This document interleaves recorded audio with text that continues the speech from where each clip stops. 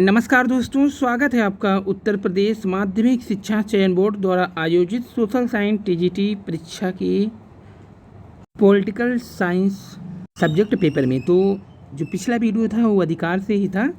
अधिकार क्या है? मांग, आवश्यकता, योग्यता, गरीबी, सामाजिक सहमति। वो सांख्य का यहीं पे कहना था कि अधिकार वह मांग या दावा है जिसे समाज स्वीकार करता है और राज्य लागू करता है। वहीं हाईलैंड कहते हैं अपने बल पर नहीं वरन समाज की सहमति के बल पर एक व्यक्ति द्वारा दूसरे व्यक्ति को प्रभावित करने की शक्ति ही अधिकार है।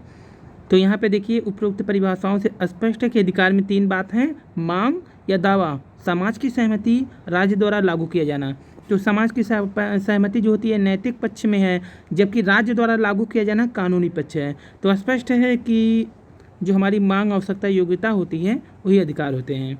तो अधिकार का अगर सिद्धांत जो देखा जाए तो प्राकृतिक अधिकार का सिद्धांत यह सबसे पुराना अधिकार माना जाता है। उसके बाद कानूनी अधिकारों का सिद्धांत है, फिर अधिकारों का ऐतिहासिक सिद्धांत है और समाज कल्याण सिद्धांत है।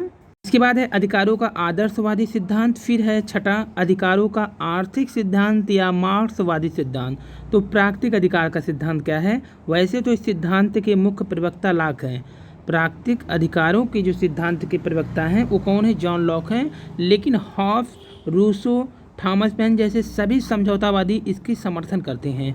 लॉक तो इसमें प्रवक्ता ही हो गए हैं प्राकृतिक सिद्धांत के, लेकिन हॉब्स भी, रूसो भी, थॉमस पेन जैसे जो समझौतावादी हैं सब समर्थन करते हैं। प्राकृतिक अधिकार वे अधिकार हैं जिसे मनुष्य अपने जन्म के साथ लाता है, अर्थात इन अधिकारों के लिए सामाजिक सहमति की आवश्यकता नहीं है। ये अधिकार मनुष्य को पूर्व सामाजिक या प्राकृतिक अवस्था में ही प्राप्त होता है। फिर है जन्मजात होने के कारण अधिकार राज्य प्रदत्त नहीं है, अतः राज्य ना तो इन अधिकारों को सीमित कर सकता है और ना ही छीन सकता है। ये निरपेक्ष अधिकार हैं, अतः राज्य इन अधिकारों की रक्षा करने के लिए ही अस्तित्व में आया है। तो ये स्टेटमेंट किसका है? लॉक का है। लॉक यहाँ पे क्या कह रहे हैं कि जन्मजात होने के कारण अधिकार राज्य प्रदत्त नहीं होते हैं, यानी ये जन्म से ही मिल जाएंगे। राज्य न तो इन अधिकार को सीमित करने का अधिकार रखेगा और न ही इन्हें छीन सकता है।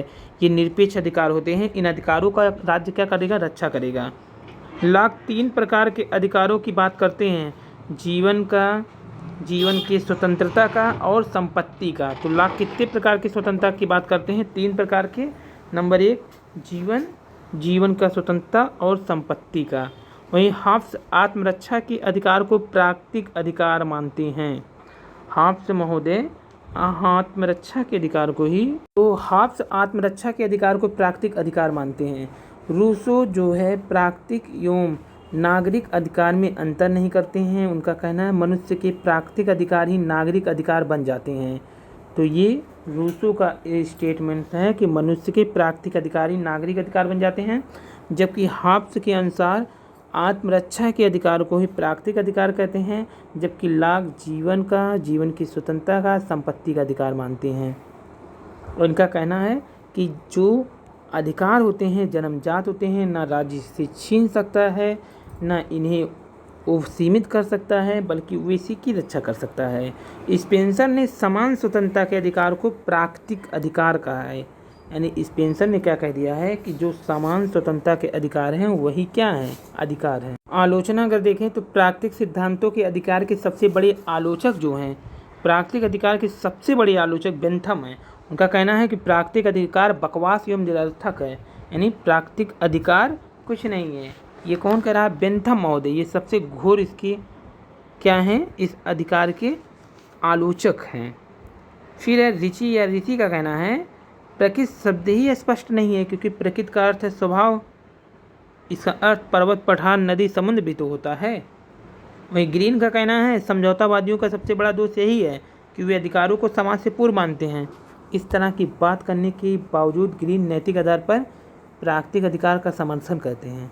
तो ये दोष मानते हैं ग्रीन, लेकिन फिर समर्थन भी करते हैं।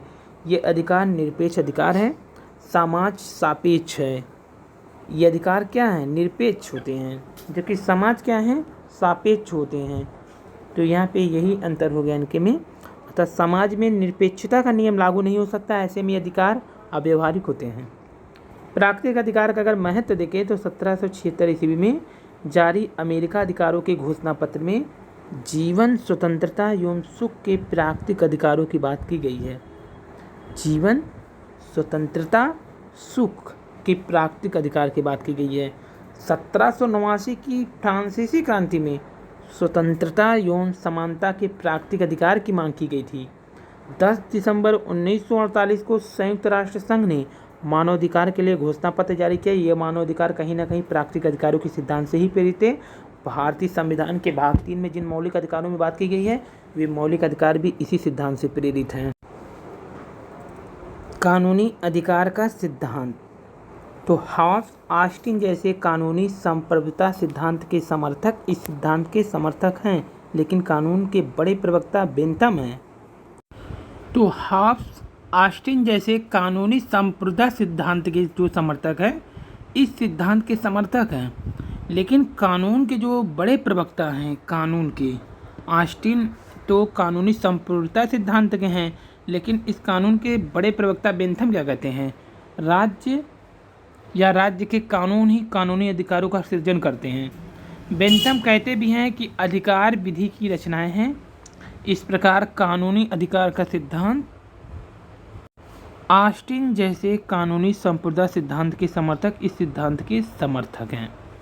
तो कानूनी अधिकारों का जो सिद्धांत हॉब्स, ऑस्टिन जैसे कानूनी संप्रभुता सिद्धांत के समर्थक इस सिद्धांत के समर्थक हैं, लेकिन इस कानून के सबसे बड़े प्रवक्ता बेंथम हैं। चूँकि राज्य अधिकारों का सृजन करता है, इसलिए वह इन्हें सीमित कर सकता है, इन्हें छीन भी सकता है, ये बेंथम कहते हैं। जो कानून के सबसे बड़े प्रवक्ता बेंथम हैं, वे प्राकृतिक अधिकार के घोर आलोचक हैं, लेकिन जो कानूनी अधिकार के समर्थक हैं हॉब्स और ऑस्टिन, वे इसके क्या कहते हैं, कानूनी संप्रभुता के समर्थक हैं। लेकिन बेंथम का यही कथन है कि जब राज्य अधिकारों का सृजन करता है तो उसे ये भी अधिकारों को सीमित कर दे या छीन भी ले।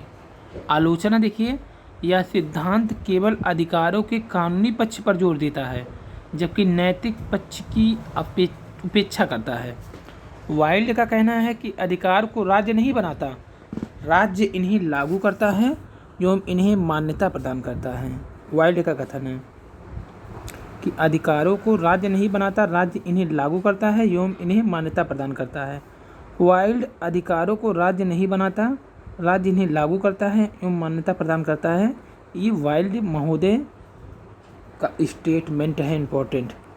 इन आलोचनाओं के बावजूद आधुनिक समय में सर्वाधिक मान्यता प्राप्त सिद्धांत यही है। तो अधिकारों का ऐतिहासिक सिद्धांत क्या है, इसे देखते हैं। ये प्राकृतिक अधिकार थे, लेकिन आधुनिक समय में सर्वाधिक मान्यता प्राप्त सिद्धांत यही वाले हैं। तो अधिकारों का ऐतिहासिक सिद्धांत, इसके अनुसार इस सिद्धांत के प्रथम प्रवक्ता जो है बर्क हैं। अधिकारों के ऐतिहासिक सिद्धांत के बर्क के अनुसार अधिकार इतिहास के फल हैं या प्रथा परंपराओं के बिखरे हुए रूप हैं। लंबे समय से चली आ रही किसी प्रथा परंपरा को जब कानूनी मान्यता मिल जाती है तो यही अधिकार बन जाता है। इस तरह के अधिकार शून्य में नहीं होते हैं या मूर्त नहीं होते हैं, इनका ठोस मूर्त होता है, आधार होता है। बर्क ने इसी बात को संज्ञान में लेते हुए कहा है, फ्रांसीसी क्रांति स्वतंत्रता समानता जैसे अमूर्त अधिकारों पर आधारित थी, जबकि अंग्रेजी क्रांति अंग्रेजों की परंपराओं और रीति रिवाजों पर आधारित थी। तो फ्रांसीसी क्रांति स्वतंत्रता समानता जैसे अमूर्त अधिकार पर थे, जबकि अंग्रेजों की जो क्रांति थी वे परंपरा रीति रिवाज पर थी। इस तरह बर्क महोदय ने अधिकारों के ऐतिहासिक सिद्धांत का प्रतिपादन फ्रांसीसी क्रांति की आलोचना एवं अंग्रेजी क्रांति का समर्थन करने के लिए दिया था।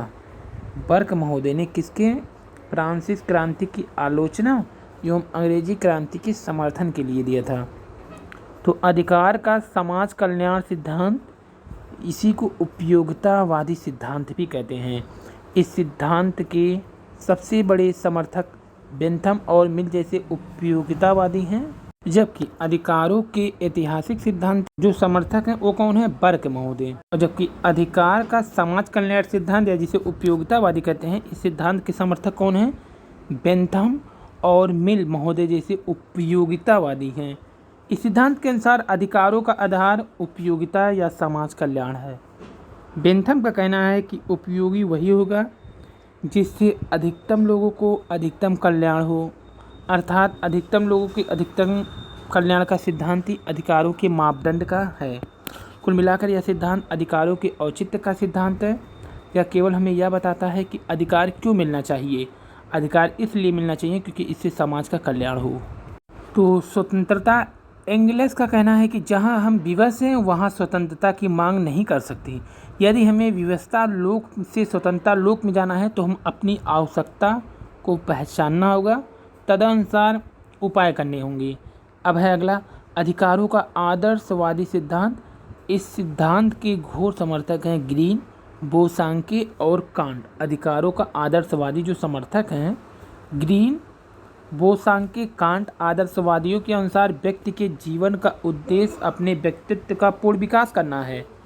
व्यक्ति के जीवन का उद्देश्य अपने व्यक्तित्व का पूर्ण विकास करना है, अतः व्यक्ति को अपने व्यक्तित्व के विकास का चरम अधिकार मिलना चाहिए। ग्रीन लिखते भी हैं, अधिकार उन बाह्य परिस्थितियों की उपलब्धता है जो व्यक्ति के आंतरिक विकास के लिए आवश्यक हैं। समर्थक कौन कौन है? ग्रीन, बोसांके, कांट हैं। और ग्रीन यहाँ पे कह रहे हैं कि व्यक्ति को अपने व्यक्तित्व के विकास के लिए क्या मिलना चाहिए? चरम अधिकार मिलने चाहिए।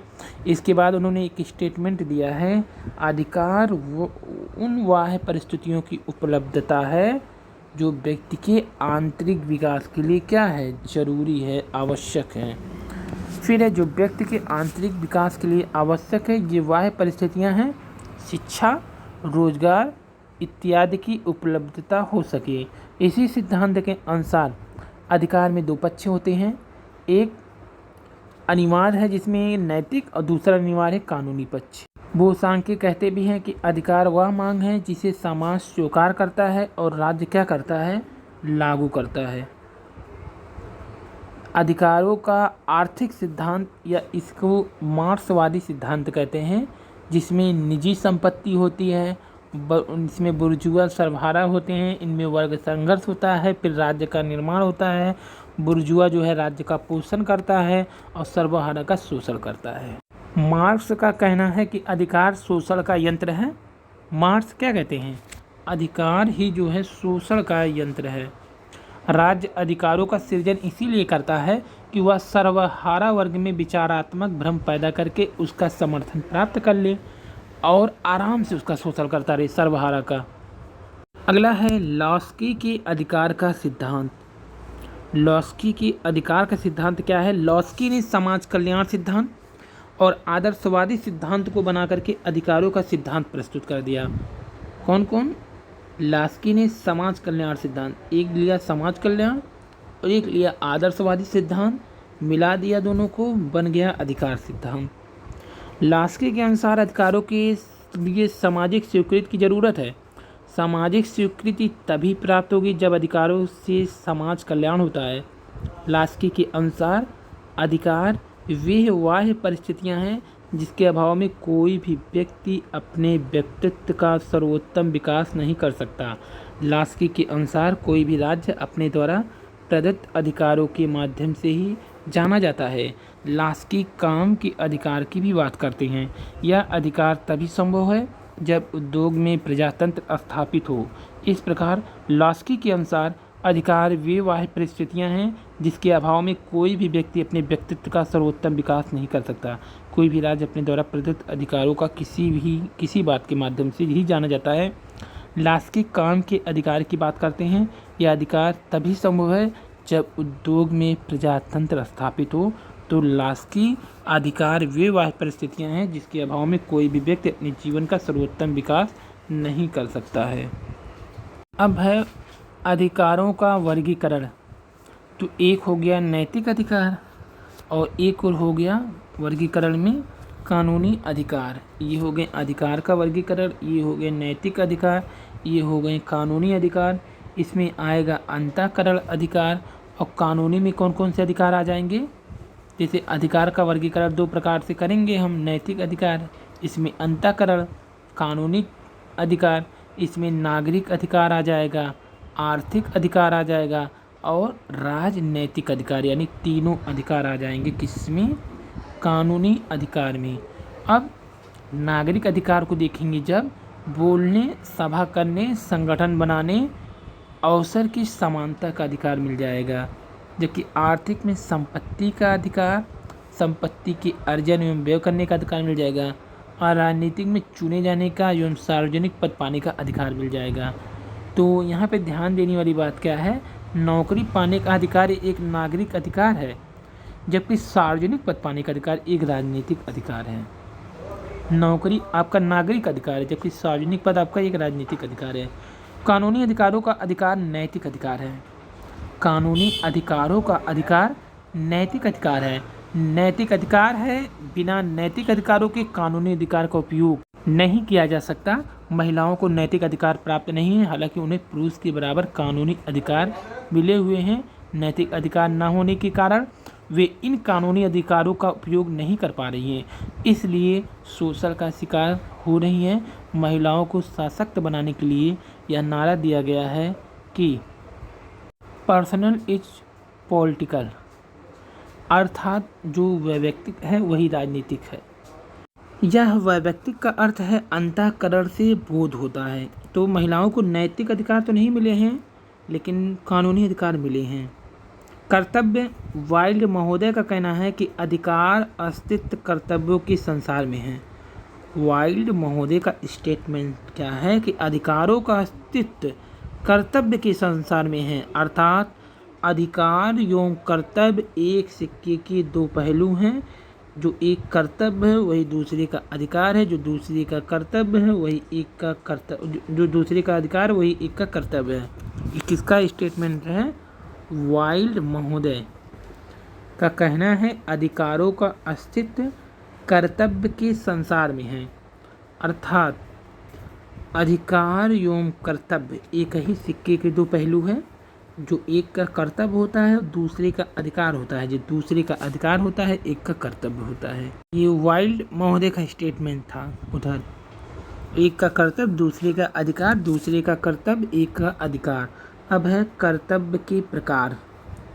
नैतिक कर्तव्य जैसा माता पिता का सेवा करना, कानूनी कर्तव्य कर चुकाना, मौलिक कर्तव्य संविधान के भाग 4 का में कुल 11 मौलिक कर्तव्य हैं, जैसा संविधान का पालन करना। स्वतंत्रता, अब स्वतंत्रता दो प्रकार के हो गए हैं। नंबर 1 नकारात्मक स्वतंत्रता और दूसरा हो जाएगा सकारात्मक स्वतंत्रता। नकारात्मक मन मानापन, इसमें प्रतिबंध का कोई स्थान ही नहीं होता है, जो मन में आए सो करना रहेगा, ये हो जाएगा नकारात्मक में। सकारात्मक में अनुचित प्रतिबंध के स्थान पर उचित प्रबंध होगा। और जो नकारात्मक स्वतंत्रता है उसके उदाहरण में जो समर्थन मिलेंगे आपको, मिल मिलेंगे, बर्लिन महोदय मिलेंगे, हेयर मिलेंगे, आदि मिलेंगे। तो ये सब आदि हैं इसमें, Mill, Berlin, Hare, Green, Laski, MacIver, ये क्या है? सकारात्मक है ये सब। नकारात्मक में मिल, बर्लिन, हेयर, सकारात्मक में ग्रीन, लॉस्की, मैकाइवर। समर्थक इसके हैं नकारात्मक के व्यक्तिवादी या उदारवादी, जिसमें मिल, बर्लिन, हेयर ये सब क्या है? व्यक्तिवादी या उदारवादी हैं नकारात्मक वाले। जबकि समर्थक जो होते हैं सकारात्मक उदारवादी, लोकतांत्रिक समाजवादी भी होते हैं लोग, ग्रीन, लॉस्की, मैकाइवर हैं। सकारात्मक के ग्रीन, लॉस्की, मैकाइवर, नकारात्मक के मिल, बर्लिन और हेयर। मिल, बर्लिन, हेयर नकारात्मक, ग्रीन, लॉस्की, मैकाइवर सकारात्मक। यदि स्वतंत्रता को प्रतिबंधों का अभाव माना जाए, यदि स्वतंत्रता को प्रतिबंधों का अभाव माना जाए तो यह स्वतंत्रता नहीं बल्कि स्वच्छंदता होगी। यह मनमानापन होगा जिसे समाज में लागू नहीं किया जा सकता। अतः नकारात्मक अर्थ में स्वतंत्रता अव्यवहारिक है। स्वतंत्रता को सकारात्मक अर्थ में ही सही ढंग से परिभाषित किया जा सकता है। अतः हम ग्रीन की इस परिभाषा का उल्लेख कर सकते हैं, स्वतंत्रता करने योग्य कार्यों को करने देने में है। तो इनका परिभाषा क्या है? स्वतंत्रता करने देने कार्यों को करने देने में है, करने देने योग्य कार्यों को करने देने में है। यही इनका स्टेटमेंट है, किसका? ग्रीन महोदय का। ग्रीन महोदय क्या है? सकारात्मक हैं। तो इन्होंने स्टेटमेंट जो दिया है ग्रीन महोदय ने, स्वतंत्रता करने देने योग्य कार्यों को करने देने में है। अन्य परिभाषा देखेंगे तो सीले स्वतंत्रता अतिशासन का अभाव है। बर्लिन स्वतंत्रता और पीड़न का अभाव है। हेयर किसी की निरकुश इच्छा से विवेचन किए जाना ही स्वतंत्रता है। और हाब हाउस क्या कह रहे हैं, स्वतंत्रता सामाजिक बंधनों की आध्यात्मिक प्रवृत्ति में है। तो यहाँ नकारात्मक अर्थ में अगर देखें तो ये स्वतंत्रता स्वच्छंदता बन जाती है, जो कि मिल बर्लिन हेयर वाला है, जो व्यक्तिवादी उदारवादी है। जबकि जो सकारात्मक उदारवादी है या लोकतांत्रिक समाजवादी हैं, ग्रीन लास्की और मैकाइवर, तो ग्रीन का तो परिभाषा है कि स्वतंत्रता करने योग्य कार्यों को करने देने में है, जबकि सीले कहते हैं स्वतंत्रता अतिशासन का अभाव है, सीले। वहीं सीले के बाद अगर देखें तो नीचे है हेयर किसी की निरकुश इच्छा से विवेचन न किए जाना ही स्वतंत्रता है। ये कौन कह रहा है, हेयर कह रहे हैं। हेयर क्या है, हेयर जो है नकारात्मक स्वतंत्रतावादी हैं, यानी व्यक्तिवादी या उदारवादी हैं। और हाब हाउस स्वतंत्रता सामाजिक बंधनों की आध्यात्मिक प्रवृत्ति है। बर्लिन स्वतंत्रता और पीड़न का अभाव है, जबकि हेयर किसी की निरकुश इच्छा से विवश न किया जाना ही स्वतंत्रता है। वहीं एंगल्स का अगर देखें तो स्वतंत्रता अपने आवश्यकता का सही समझ है, इनकी है स्टेटमेंट।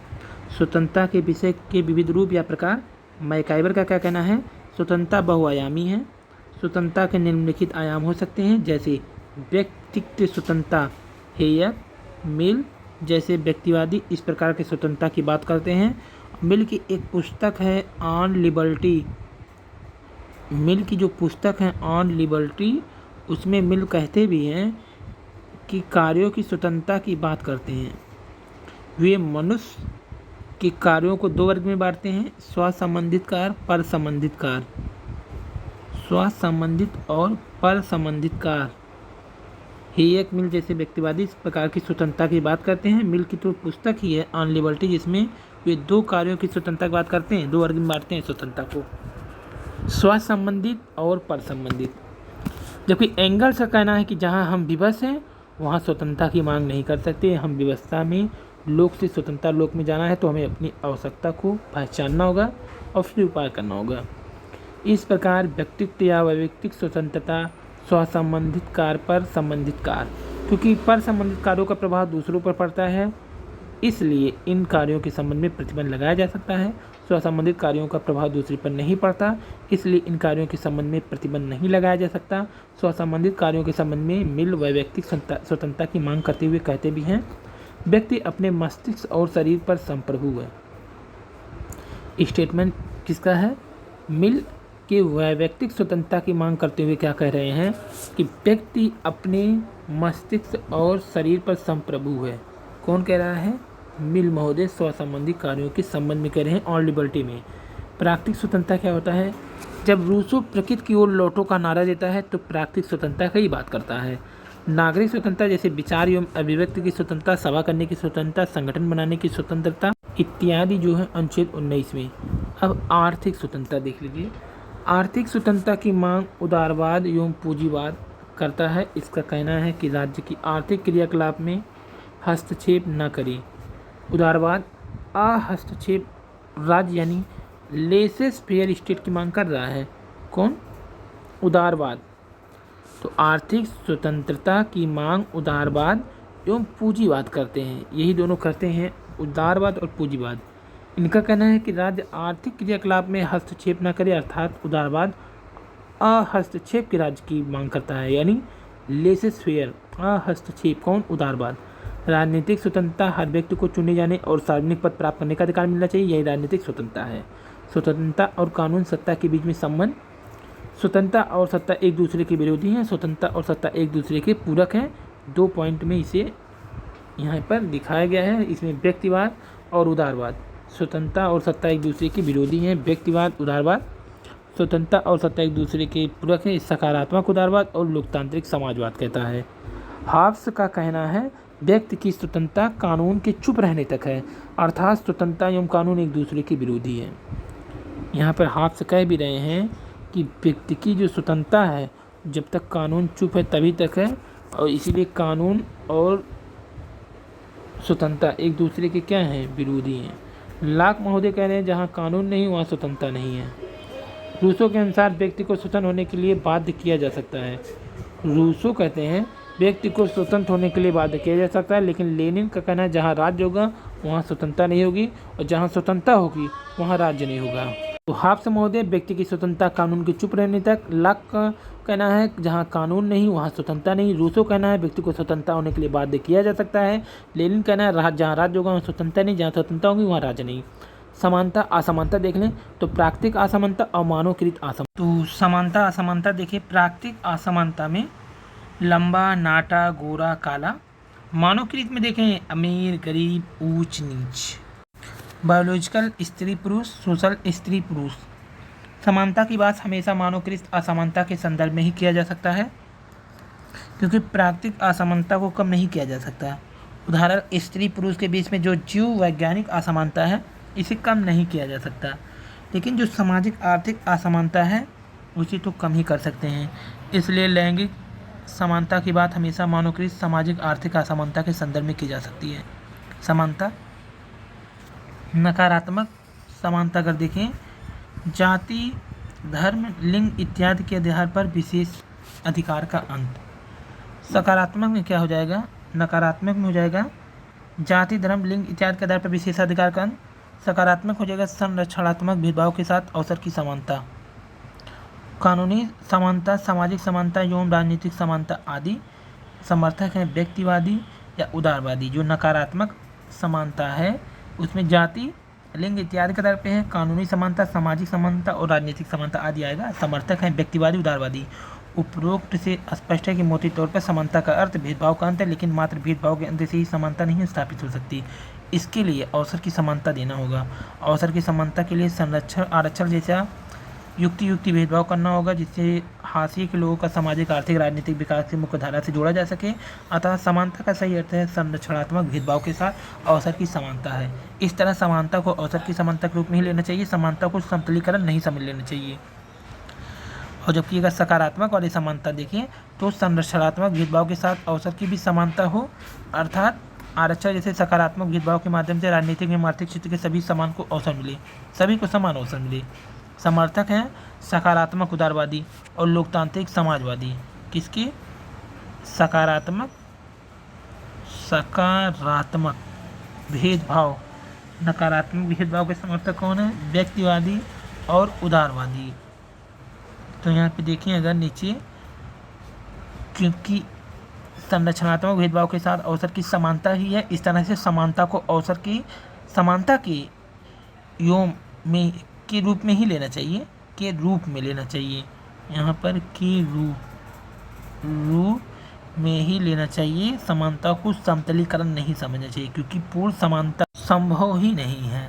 स्टालिन ने भी कहा है कि पूर्ण समानता मूर्खतापूर्ण बकवास है। स्टालिन महोदय कह भी दिए हैं कि पूर्ण समानता मूर्खतापूर्ण बकवास है। इसलिए लास्की कहते हैं कि समानता अनुपात की समस्या है, अर्थात किस अनुपात में लोगों को समान बनाया जाए, स्वतंत्रता एवं समानता सामंजस्यपूर्ण बना रहे। अब समानता का इतिहास है। अरस्तु ने समानता को अप्राकृतिक और अवांछनीय बताया है। अप्राकृतिक और अवांछनीय, अतः हम कह सकते हैं कि समानता एक आधुनिक अवधारणा है। पहली बार अमेरिका क्रांति के दौरान ये कहा गया कि हम सभी को एक ही ईश्वर ने बनाया है, अतः हम सभी को समान है। आगे चल के फ्रांसीसी क्रांति समानता का नारा बुलंद किया। शुरुआती दौर में सामाजिक कानून और राजनीतिक स्वतंत्रता की मांग की गई। सभी समानताएं विशेषाधिकार के अंत के रूप में मांगी गई, अर्थात इनका स्वरूप नकारात्मक था। शुरुआती दौर में जो है सामाजिक और राजनीतिक स्वतंत्रता की मांग की गई। सभी समानताएं विशेषाधिकार के अंत के रूप में मांगी गई थी, अर्थात इनका नकारात्मक था, क्योंकि अंत में रूप में मांगी गई थी और सभी समानताएं विशेषाधिकार के अंत के रूप में मांगी गई थी। चौथा पॉइंट है 20वीं शताब्दी की शुरुआत में समाजवाद ने आर्थिक समानता का नारा बुलंद किया। समाजवादियों को जवाब देने के लिए ही नकारात्मक उदारवाद सकारात्मक उदारवाद में बदल गया। नकारात्मक जो उदारवाद था सकारात्मक उदारवाद में बदल गया। अब संरक्षणात्मक भेदभाव के साथ अवसर की समानता की मांग करने लगी। तो हुआ क्या कि जो आर्थिक समानता का नारा जब बुलंद किया, समाजवादियों को जवाब देने के लिए नकारात्मक जो उदारवादी थे उस सकारात्मक में आ गए। समानता के विविध रूप जो होते हैं, प्राकृतिक समानता, इसका अर्थ है सभी मनुष्य के खून का रंग लाल है, इसलिए सब समान हैं। सभी मनुष्य के रंग जो है खून, सभी मनुष्य के खून का रंग लाल है, इसीलिए तो सभी समान हैं। उसके बाद सामाजिक समानता भेदभाव का अनुच्छेद जो 15 में उल्लेख है उसका कानूनी समानता। डाइसी ने विधि के शासन सिद्धांत का प्रतिपादन किया। डाइसी जो है विधि के शासन का अर्थ है कि विधि की सर्वोच्च, विधि के समक्ष सभी समान हैं। कानूनी समानता की व्याख्या करने के लिए बारकर ने कहा, राज्य हम एक समान कानूनी मुखौटा बना देता है। हम सभी कितनी भिन्नता क्यों न हो, हम कानून के समक्ष सामान्य हैं। न्याय क्या होता है? जस्टिस शब्द लैटिन के जस्ट धातु से निकला है, जिसका अर्थ है बखाना यानी बांधना होता है। जस्टिस शब्द जो है लैटिन के धातु जस्ट से निकला है, जिसका अर्थ होता है बांधना।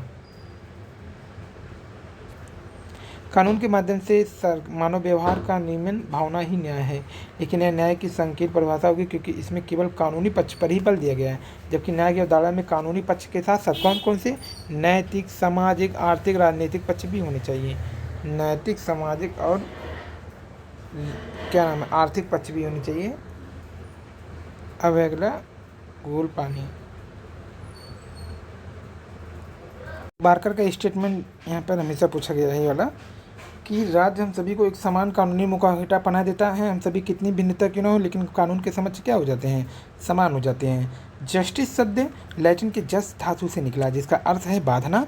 कानून के माध्यम से मानव व्यवहार का नियमन भावना ही न्याय है, लेकिन यह न्याय की संकीर्ण परिभाषा होगी क्योंकि इसमें केवल कानूनी पक्ष पर ही बल दिया गया है, जबकि न्याय की अवधारणा में कानूनी पक्षों के साथ साथ नैतिक, सामाजिक और आर्थिक, राजनीतिक पक्ष में भी शामिल होने चाहिए।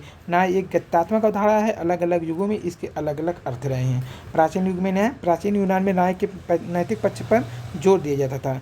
सद्गुण को न्याय ही समझा जाता था। तो प्राचीन युग में क्या था कि नैतिक पक्ष पे जोर दिया जाता था, सद्गुण को न्याय समझा जाता था। जैसा कि प्लेटो भी कहता है, सद्गुण ही न्याय है, अपने अपने सद्गुणों के अनुसार कार्य करना ही न्याय है। अपने अपने सद्गुणों के अनुसार कार्य करना ही न्याय है। कौन कह रहा है? प्लेटो कह रहा है। प्लेटो कह रहा है कि अपने अपने कर्मों, सद्गुणों के अनुसार कार्य करना ही क्या है, न्याय है। विवेक, साहस और क्षुधा, जिसके अंदर विवेक की प्रधानता हो वह राजा बने, जिसके अंदर साहस की प्रधानता हो सैनिक बने, जिसके अंदर क्षुधा की प्रधानता हो उत्पादक बन जाए। एक्टन स्वतंत्रता और समानता को एक दूसरे के विरोधी मानते हुए बताते हैं कि समानता की अभिलाषा में स्वतंत्रता को व्यर्थ बना दिया। एक्टन स्वतंत्रता और समानता को एक दूसरे का विरोधी बताते हुए कहते हैं कि समानता की अभिलाषा ने स्वतंत्रता को व्यर्थ बना दिया है, यानी समानता की अभिलाषा ने ही क्या कर दिया, स्वतंत्रता को व्यर्थ बना दिया। इसका प्रतिपादन करते हुए पोलार्ड कहते हैं स्वतंत्रता की समस्या का केवल एक ही हल है और समानता में ही निहित हो जाए। पोलार्ड आगे भी कहते हैं कि स्वतंत्रता की अभिलाषा ने समानता को व्यर्थ बना दिया है। पोलार्ड भी बात कहते हैं स्वतंत्रता की अभिलाषा ने, जबकि एक्टन कहते हैं स्वतंत्रता और समानता को एक दूसरे का विरोधी बताते हुए कहते हैं कि समानता की अभिलाषा ने स्वतंत्रता को व्यर्थ बना दिया है। पोलार्ड आगे यह भी कहते हैं कि स्वतंत्रता की अभिलाषा ने ही समानता को क्या कर दिया है, व्यर्थ बना दिया है। स्वतंत्रता और समानता एक दूसरे के पूरक मानते हुए लास्की भी कहते हैं कि बिना कुछ समानता के स्वतंत्रता छिछली होगी, बिना कुछ स्वतंत्रता के समानता व्यर्थ होगी। लास्की महोदय कहते हैं कि स्वतंत्रता और समानता एक दूसरे को पूरक माने हैं पहले, फिर इन्होंने कहा है कि बिना कुछ समानता के स्वतंत्रता छिछली होगी और बिना स्वतंत्रता के समानता भी व्यर्थ होगी। इसी प्रकार प्लेटो के जो विवेक है, साहस है, क्षुधा है, तीन द्वारा भी यदि लोग अपने अपने सद्गुणों का प्रयोग करें तो यही न्याय है। गीता में भी कहा गया है स्वकर्म में ही स्वधर्म है। प्लेटो के शिष्य जो थे अरस्तु वितरण न्याय की बात करते हैं।